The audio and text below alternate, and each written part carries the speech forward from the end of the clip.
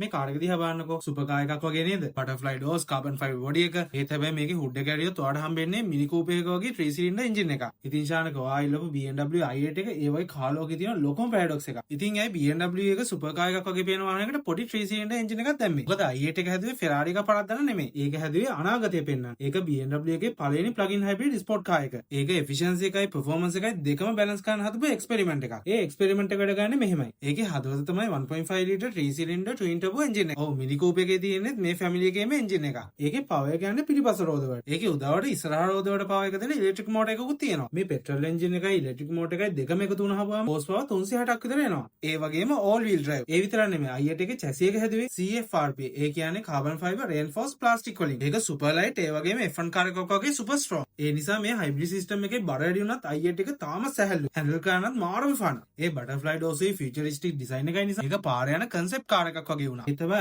i8 එකේ මේ මිලටම කිට්ටුවෙන් යන Porsche 911 එකක් තරම් වේගවත් නෑ. ඒ නිසා තමයි ගොඩක් අය මේක ක්‍රිටිසයිස් කරේ. එයාලා කිව්වේ සුපර් කාර් එක ලුක් එක තිබුණාට සුපර් කාර් එක performance එක නෑ කියලා. ඒත් හැබැයි ඒක i8 එකේ point එක නෙමෙයි. ඒක BMW එකකින් පෙන්නපු අනාගත දැක්මක්. ඉතින් BMW i8 එක කියන්නේ සමහර විට ටිකක් misunderstood වුණු ඒත් hybrid sports cars වල අනාගතයට පාර පෙන්නපු design එකෙන් ලෝකෙම වාව කරපු නිර්භීත අමතක නොවනම නිර්මාණයක්. ඉතින් ඔයා හිතන විදිහට BMW i8 එක සාර්ථක නිර්මාණයක්ද නැත්නම් ඒක fail එකක්ද? ඔයා හිතන්නේ සුපර් කාර් එක පෙනුමට performance එකත් ඒ වගේම තියෙන්න ඕනි කියලාද? ඔයාගේ අදහස කමෙන්ට් එකකින් කියන්න. වාහන ලෝකේ මේ වගේ futuristic designs ගැන තව දැනගන්න අපේ page එක follow කරන්න.